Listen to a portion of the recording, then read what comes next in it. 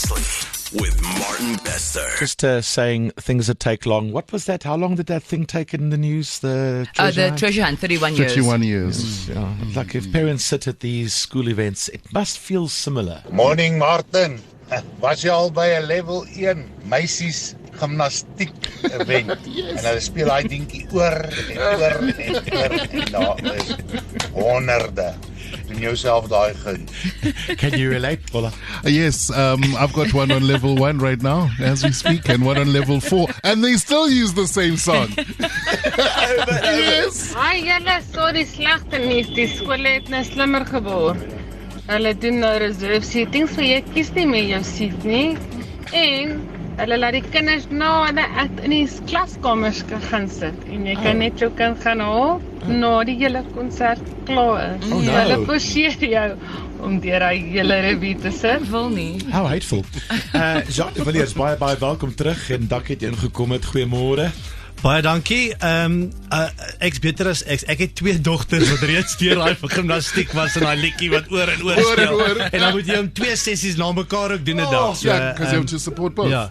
Yeah, but obviously I loved it. But you have to prepare yourself for that one moment when they ask you, and how was it? Yeah. En dan moet jy weet. Amazing.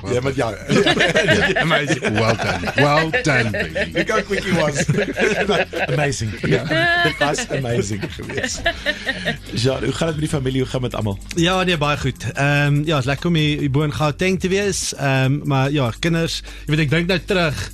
My oudste dogter gaan al hoërskool toe volgende jaar en hoe hulle, jy weet, daai tweeetjies deur die gimnastiek gegaan het, level 1 en al daai goed. Ja, it happens quickly, maar ja, is maar die fases in jou lewe waardeur jy gaan en ek moet sê ek's in 'n great stadium in my lewe nou en die kinders, ja, dis ongelooflik. Dit bly maar 'n blessing. I think that's probably also what we expect some of the speakers to speak about at the MANCOSA Jacaranda FM Business Breakfast is about the phases that you go through in life. I think business is the same. You got a new sales high, and then what happens next, you know, and how do you allow it to affect you? You must have stories to tell to that. Yeah, I'm a little bit thrown off because I've got the weather report in front of me on the computer screen, so I don't know if you want me to go through that. But how does it make you feel? It makes me feel a bit cloudy this morning. But no, you know, with business and especially as a former rugby player, you know, you transition into something totally new. Everything you used to, you know, now suddenly changes, and it takes a bit of adapting. It takes some time. It takes support to get through it. But it, you know, in my case, it's been 8 years now since I retired from professional rugby, and it's a great challenge as well. You know, for your family to move with you through it as well, and you look back and then you're kind of proud on what you have achieved. Not saying that you're successful at all, but you kind of chasing that. So it's always exciting, and you know, I'm always one to take up an opportunity and a challenge. Yeah, you start playing, you join Citadel Capital. What a massive change in environment. Was it difficult to adapt to that? It was extremely difficult. So I was lucky in a sense, I suppose, where I built up relationships, and whilst you were playing, whilst I was playing, okay. And not knowing, you know, what those relationships will mean for you in the future. And then luckily I stopped playing, started at Citadel Wealth Management, and initially it was like a 6-month trial period. And after that I got full-time employment, and also during the same period started with Supersport. You know, when you were still there, that's why I joined Supersport back then. You know, that's why I've left. Yeah. Wow. Okay then. So you kind of had one foot in the door still with the rugby, but then learning on the other side. And I always tell people, you know, even though I'm not in the fund management and asset management part or the advisory part, you know, I used to sit in these meetings and it would be 6-hour sessions talking about the markets and the currency and all of that, and 90% of what is said went straight over my head, and I would make notes and just all the abbreviations, you know, then later that day go Google it and see what that actually means, you know, and so you learn. But yeah, it was cool. You can only be that prepared in life anyway. It's the same with the rugby game. You can just make sure that you've covered the basics and then some, and then take it as it comes. Isn't it the same in business as well? you can't predict wars and things and changes in the universe. You'll drive yourself insane. I think the fact that sometimes you need to acknowledge you don't know what you don't know. You know, I think it's when we sometimes think we know everything and you've got a solution for everything, then you make mistakes. Where sometimes you just need to say, well, I don't know, and ask for help and get someone that can actually help you. You know, in rugby it's the same, and in sport it's actually so many things that I've learned through sport that you can apply in everyday life, and that you can apply in business. That's very relevant. So. You know, for me back then, it was being able to ask the right people, knowing who to listen to and who not to listen to as well. Oh, that's a big thing in life. Yeah. In any career, in any business, walking through the doors this morning is the same thing. A guy that seems to know everything is Rassie at the moment. He seems to know a lot. The only thing we don't know is what's going on in his head. Yeah, no one knows. No one By knows. looking at him, you sometimes get the idea. Is he really thinking about rugby right now? No, I'm kidding. I'm seriously kidding. But listen, net so op daai noot, dis 'n goeie tyd vir ons. Maar het is baie pressure op julle op Springbok rugby spelers. It's almost like, you know, you carry more pressure and responsibility and accountability for our joy in this country than necessary. How does that play with your mental health?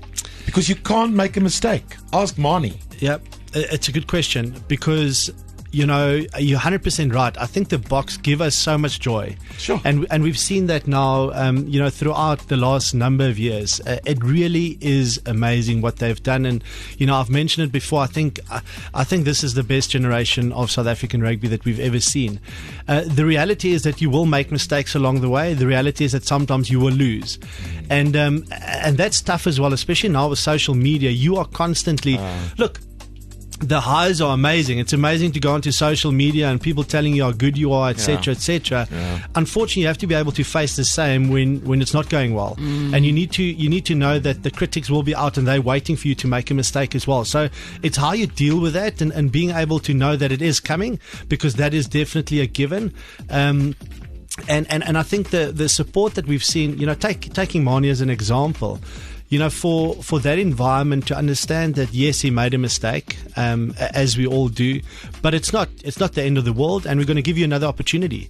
And I think getting another opportunity is something that doesn't always happen in life, and he was able to take it and grab it with both hands and look at that performance last weekend. Imagine the temperament. Yeah. And I don't want to make too much of it, but seriously, it's just, for me, it's such a beautiful lesson, teachable moment. Coming back. For kids, adults. I mean, imagine that. Most people would have said, listen, I don't want to do this. Just take all the pressure off. One of the reasons I really respect this man is he knows all about that, bouncing back. And I was there 2007, Parc de France, Springboks against Samoa. First, 4 minutes? No, well, it was 4 minutes into the second half. Into the second half? You know, I made it to the second half. Okay, fine. And then your bicep was sort of severed or ruptured or whatever it is. Start first match of the World Cup. That would have been disappointing, but to come back and then eventually become Springbok captain after that takes a lot, John. Yeah, look, I mean, I've got my story, and I've got my setbacks in life, and certainly in my rugby career, a lot of it came in the shape of injuries. But, you know, I ended up playing 109 test matches for South Africa, you know, and if you had asked me at the age of 5, 6, 7, you know, you would say I would play for South Africa. I would just take it. One test match is enough. You know, so I can honestly look back and know that, yes, I had many setbacks and, yes, extreme disappointments, especially when it came to World Cups. But the package as a whole, and I'm still of the view that the injuries that I had made me a better player, but certainly a better person at the end of the day. And I think the ability to learn through it and the ability to eventually get better at dealing with adversity, you know, that just makes you a stronger person. So, yeah, it was bad, and certainly during that time, you don't know how you're going to get through it. But yeah, now I can laugh at some of the things that happened. The last question is the impossible question: who's the greatest Springbok of all time in the professional modern era? In the professional modern era, he didn't. Well, he only played a little bit in the professional era. Oh, I know what you're going to say. Hang on. Yes. Yes, you do know. Well, I like you more now. Because you're such a storm. Yeah. Danny, You think of someone else. No, it's good idea. No, I'm joking. Ek is 'n groot fan. Maar Donnie Gerber, dis from my side of town, is mos oop hier. No, look, Nas with them. I moet definitief daar wees. Jy weet die manier wat hy games kon wen op sy eie. I mean, amazing. Yes, amateur era and a little bit in the professional, but Donnie Gerber to me was just like ahead of his time. I think the greatest player ever to play for South Africa, and just such a pity that the rest of the world couldn't see more of him because he was phenomenal. I have a question. So out of this rugby team right now, who do you think is going to be the next rising star? And the young ones that are literally spending time in the... It's so difficult because, who's still young? I lose track of these guys because I still see Eben and Sia and Frans and Dwayne and Villiers as the youngsters coming through when I was captain. Now I see these amazing world icons. And honestly, I told Eben, before the game last weekend as well, I said, I still look at them like I look at my son. The growth and how proud you are just to see how they've developed. And so I suppose they're not in contention for the youngsters anymore. I think Sasha has kind of shown what he can do. He's got a fantastic skill set.